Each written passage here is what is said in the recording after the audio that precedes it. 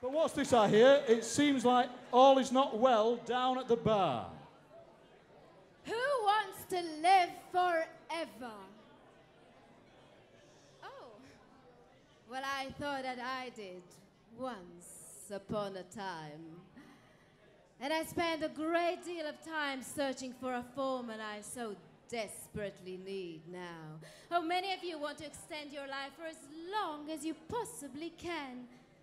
But have you ever really imagined what it would be like to live forever?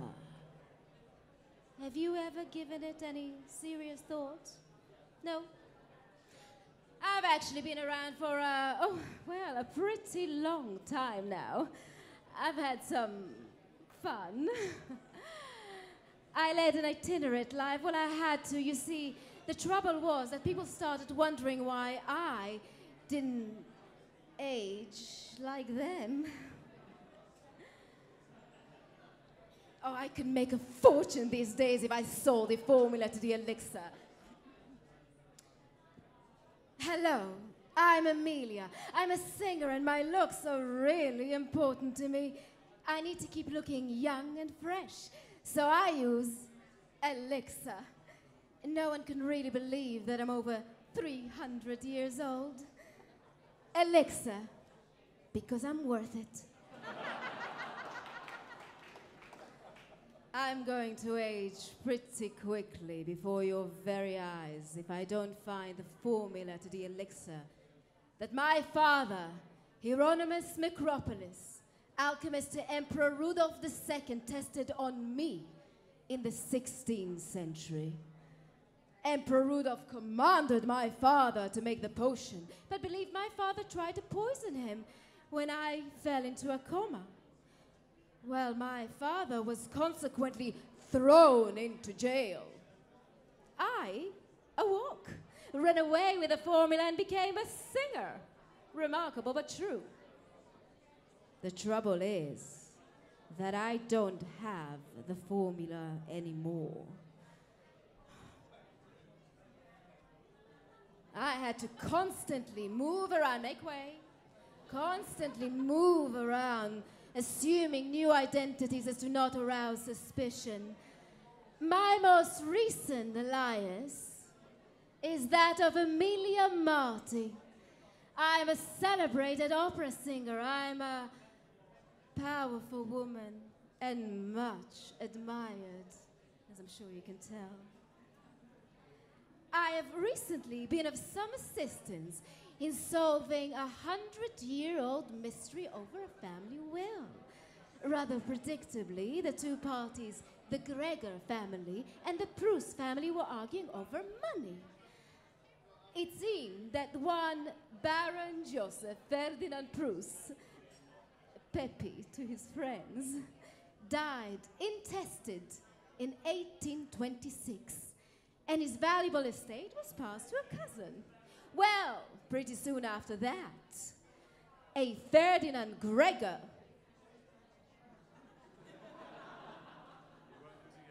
makes a claim, and the two parties have been locked in a contest ever since. Well, now it seems that Ferdinand's descendant, Albert Gregor, has been unable to supply proof of his claim and will finally have to give up the estate to his rival Jaroslav Prus. What I have been able to surprise them with, as a complete outsider, is my intimate knowledge of the case. And I was able to reveal that a certain Eliane McGregor was mother to Ferdinand Gregor, as well as Baron Prus's lover. And that Ferdinand Gregor is actually the illegitimate son of Baron Prus. A terribly complicated situation, I know. And I know all that because I was Eliane McGregor, a Scottish singer. Of course, I didn't let them know that. I also told Albert Gregor and his lawyer Kalinati the precise location of the will to win the case. Well, naturally, they were stunned and delighted, and rather predictably, Gregor became enchanted with me, and I had to refuse his advances. But while I was trying to persuade him to help me find an attachment to the will, Colinati and Baron Prus, who is actually the legitimate descendant of Pepe Prus, showed up with a will and the document in Greek which I seek.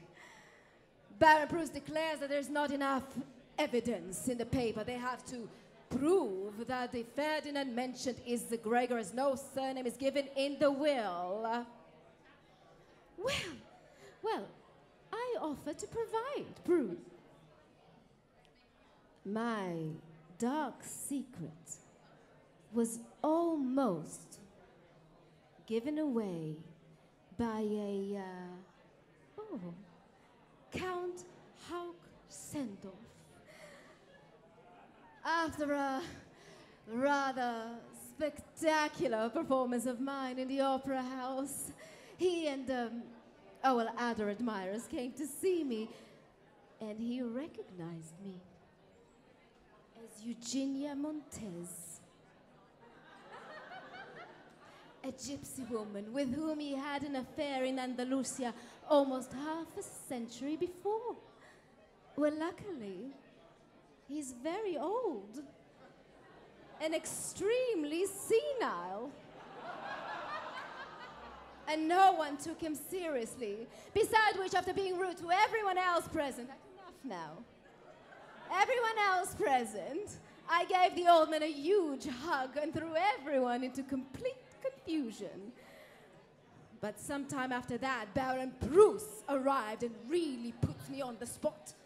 He tells me that not only does he have the document in Greek which I seek, but that he knows that in the will, Ferdinand's name is given as Makropulos, and that he's not giving it up until a Makropulos comes along and makes a claim. I proceed artfully to implement a plan to obtain of the document. I convince Gregor that he must retrieve the will from the lawyer Colinati and replace it with one in the name of Makropulos. I then proceed to seduce the Baron's son, Janáček, to steal the document from his father. Unfortunately, his father hears us and dismisses his son. Well, it's not long, though, before I had my way.